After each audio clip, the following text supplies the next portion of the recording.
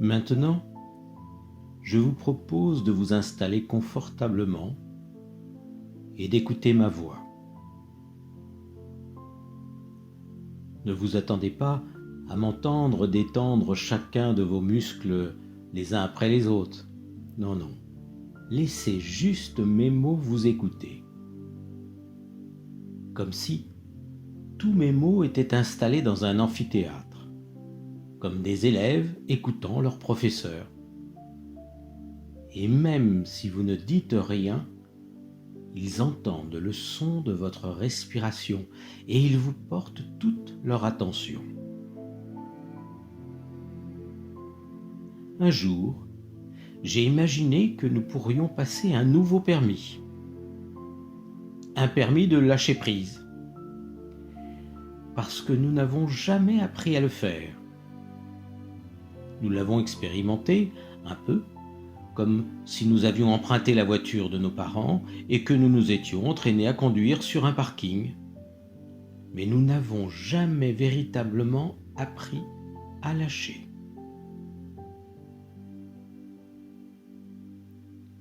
Tout simplement parce qu'il y a toujours une partie de nous qui possède la peur pour reine et non la reine pour peur.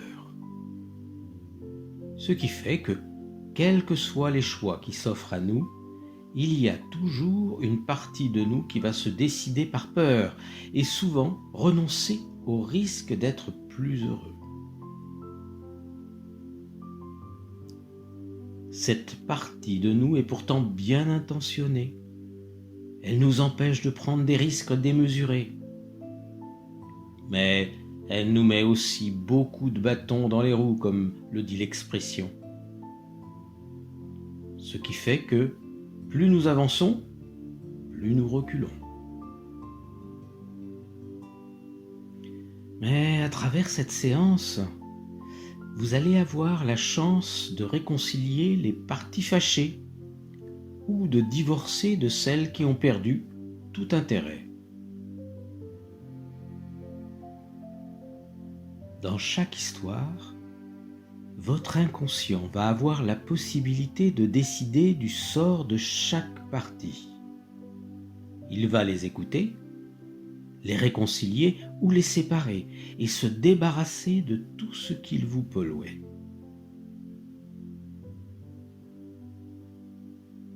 Votre conscient, lui, a le droit d'oublier cette séance, de se rappeler d'une seule histoire ou de ne plus savoir à quel moment il a lâché prise. Avant ou après le pont de pierre, pendant ou maintenant, peu importe finalement, car les pions sur l'échiquier sont dans le même camp. Même s'ils ont deux couleurs différentes, ils sont tous à vous. Vous ne pouvez que gagner, quels que soient les pions que vous avancez. À partir de tout de suite, je lâche les occasions de réconciliation comme des papillons dans une volière. C'est à vous de les saisir. Voici un filet à papillons. Je vais vous raconter la première histoire. Il existe un mythe mélanésien de l'île de Vanuatu. Ce mythe dit « Tout humain est tiraillé entre deux besoins, celui de la pirogue, c'est-à-dire du voyage, de l'arrachement à soi-même, et le besoin de l'âme, c'est-à-dire l'enracinement, l'identité. Et les humains errent consciemment entre ces deux besoins, en cédant tantôt à l'un, tantôt à l'autre, jusqu'au jour où ils comprennent que c'est avec l'arbre qu'ils fabriquent la pirogue. Et je connais une histoire qui illustre bien ce conte. Une histoire un peu ancienne, mais qui est toujours d'actualité. L'histoire d'un homme qui a décidé de se marier avec sa voisine depuis l'âge de 6 ans. Il le sait au fond de lui depuis toujours. Tous les matins, il lui affirme qu'il va l'épouser un jour. La voisine est flattée d'autant d'amour et à l'âge de 15 ans, elle décide de l'épouser. Mais la voisine n'est pas très heureuse. Son mari non plus d'ailleurs. Ils ont pourtant tout pour être heureux, mais quelque chose sonne faux en eux. Sur les conseils d'une grande tante, ils décident d'écrire sur un papier les raisons qui les ont poussés à se marier. Alors l'homme énumère toutes les qualités de sa femme, tout ce qui lui a donné l'illusion d'être sous le charme. Il se rend compte qu'elle avait à ses yeux tous les atouts d'une femme parfaite. Sauf que c'était plutôt aux yeux de ses parents. Tous ces critères avaient été sélectionnés inconsciemment. Elle devait être du village, de bonne famille, de même religion, pas trop belle pour qu'elle soit fidèle, pas trop intelligente pour qu'elle l'admire. Il avait fondé son mariage sur des valeurs qui étaient celles de ses parents. Mais au fond de lui, que voulait-il vraiment ? D'un autre côté, la voisine réalisait qu'elle aussi s'était laissée emporter par les conseils des femmes de sa famille. Un homme si gentil la rendrait forcément heureuse. Pourquoi risquer de rencontrer un inconnu qui serait peut-être moins avenant ? Elle s'était donc accrochée à un connu plus séduisant et elle avait laissé passer un inconnu charmant.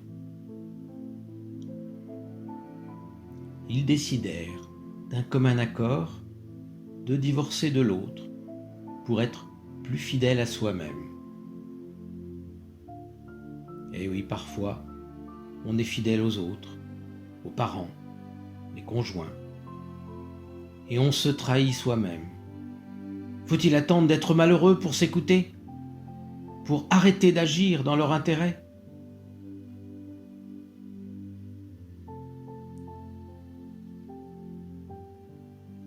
Je vais vous raconter une deuxième histoire. Dans un pays proche d'ici, à une époque lointaine, les habitants avaient deux partis politiques. Le parti du temps qui file et le parti du temps qu'on prend. Vous aviez les partisans du temps qui file, qui se dépêchaient en permanence. Leur slogan était « Le temps, c'est de l'argent ». Pour eux, ne rien faire était du temps perdu.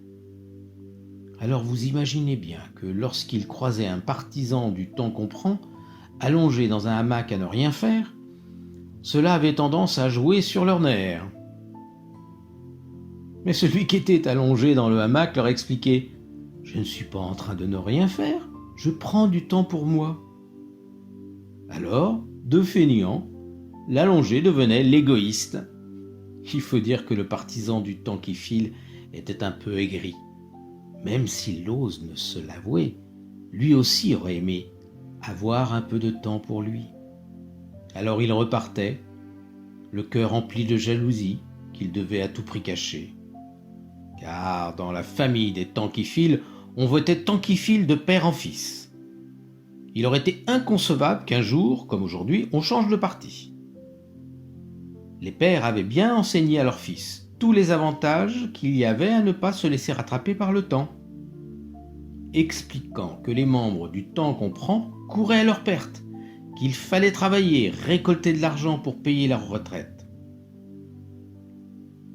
Les partisans du temps qu'on prend n'en voyaient pas du tout l'intérêt. Pourquoi travailler alors que d'autres le faisaient très bien à leur place ? Les aides qu'ils recevaient étaient suffisamment élevées pour vivre correctement. Et c'est ainsi que le monde se déséquilibrait.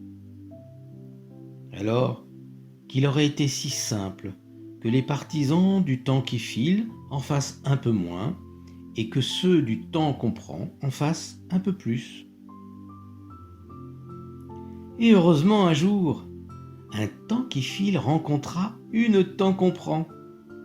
Ils se marièrent et eurent beaucoup d'enfants qui savaient travailler autant que prendre leur temps.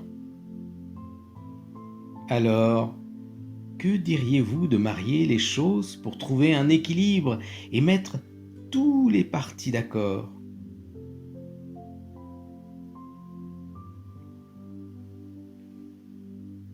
Je vais vous raconter une autre histoire. Ça se passe un soir de Noël. Un homme errait dans les rues, regardant par la fenêtre les familles en fête. Il salivait sur les dindes de Noël, les bûches glacées, car il était affamé. Mais plus que tout, il les enviait pour cet amour qui régnait.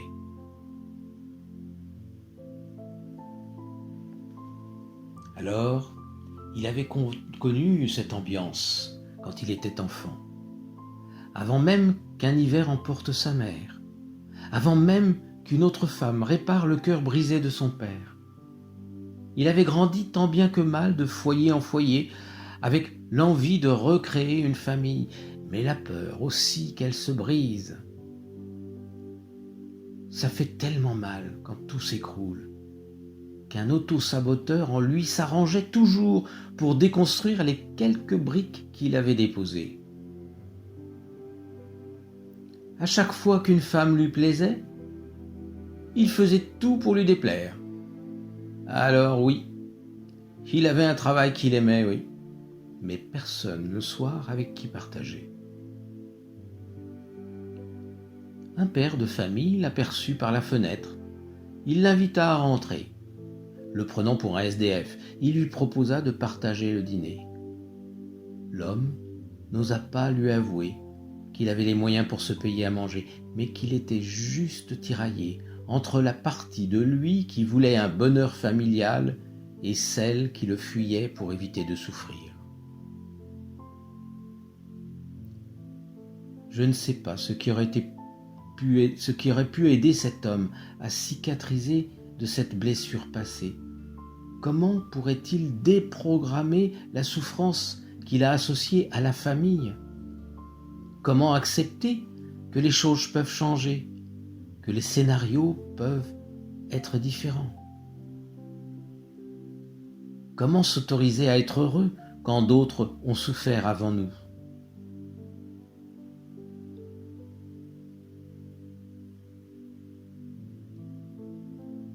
Il y a une dernière histoire que je voudrais vous raconter.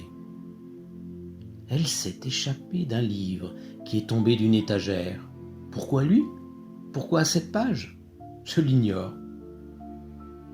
Je n'avais pas lu le début, mais cette page m'a plu. Bien sûr, il n'était pas évident, sans connaître le contexte, de comprendre clairement les événements. Mais je me suis dit qu'après tout, notre vie était un petit peu pareille. Nous débarquons à la naissance dans un contexte dont nous n'avons qu'un faible aperçu, car à travers les parois d'un ventre, les indices sont ténus. Notre conscient a souvent oublié ce qui s'est passé avant, et nous n'avons pas retourné le livre pour connaître le résumé de l'histoire que nous allons lire.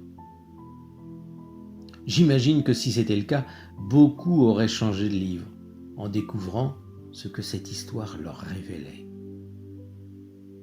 Mais la couverture est vierge, pas d'image, juste un prénom, le nôtre. D'après certains, c'est nous qui l'avons choisi. Pour en revenir à cette histoire, elle semblait parler d'un magicien. Je ne me souviens plus de son nom, mais il était capable d'accomplir de grands tours, comme par exemple de faire apparaître le soleil en pleine nuit ou mettre les soucis en gravitation autour de lui. Seulement, ce magicien avait un grand chagrin et une grande colère contre lui, car il n'avait pas réussi à sauver la vie de sa bien-aimée qu'une maladie avait emportée.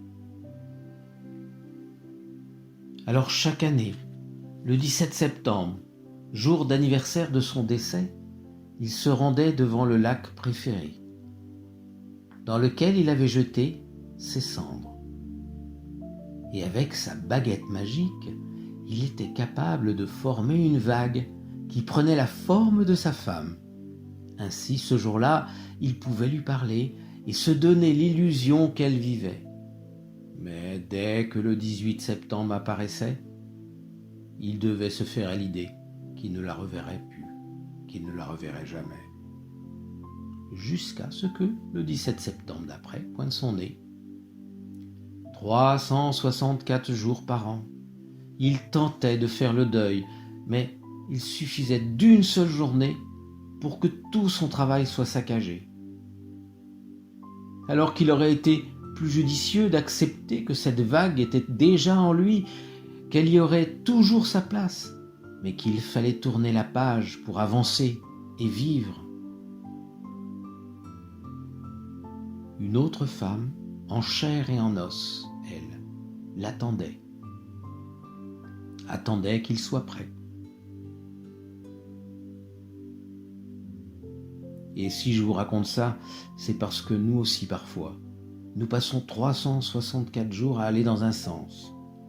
Et il suffit d'un jour pour que tout soit saboté. Il suffit d'une seule blessure pour rouvrir la faille. 364 jours à tenter de la colmater et un seul jour pour réouvrir la fermeture éclair. Alors, quelle est la solution ? C'est peut-être très simple. Il suffit de guérir la blessure qui sabote tous nos efforts. Un peu comme s'il y avait un autre nous qui tirerait en sens inverse pour avancer vers l'arrière alors que nous nous efforçons de marcher vers l'avant. Que diriez-vous de casser cette corde qui nous relie à ce saboteur, de le laisser seul, aller en arrière s'il le souhaite, mais de nous laisser avancer à notre rythme ? Un peu comme si vous divorciez de ce saboteur. Vous vous en séparez. Mieux vaut être seul que mal accompagné.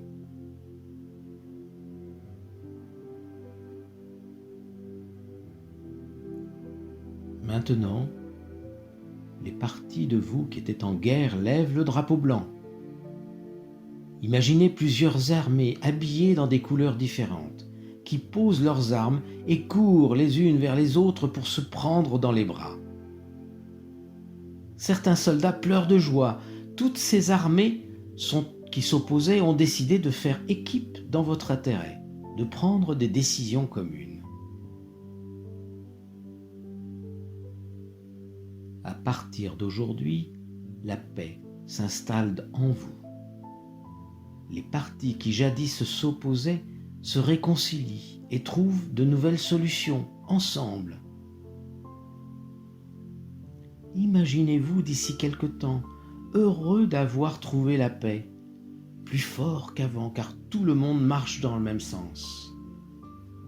Voyez tous les changements positifs que cette séance va entraîner dans votre vie. Imaginez-vous que d'ici quelques semaines, nous nous croisions dans la rue et que vous me disiez « Merci, vous ne pouvez pas savoir à quel point cette séance m'a fait du bien. Ma vie s'est transformée depuis. Je suis plus heureux. Et je suis plus heureux que je ne l'ai jamais été. » Sur ces belles images positives, vous allez pouvoir revenir tout doucement à la réalité. Bien que ce que vous avez imaginé va bientôt devenir réalité. En fait, souvent, il faut avoir dessiné les choses dans sa tête pour les voir se concrétiser. C'est donc ici et maintenant que vous allez pouvoir revenir en douceur, en sentant peut-être déjà vos yeux qui cherchent tout doucement à s'ouvrir. Prenez votre temps. Revenez seulement quand vous en aurez envie. Et avec la prochaine musique, je vous invite à commencer à bouger vos mains, à vous bouger vos bras, tout doucement, avec bienveillance, avec douceur, avec calme, sérénité et paix.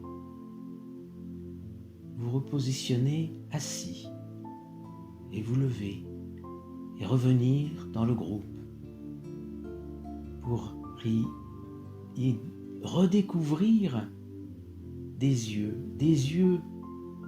qui scintillent de paix.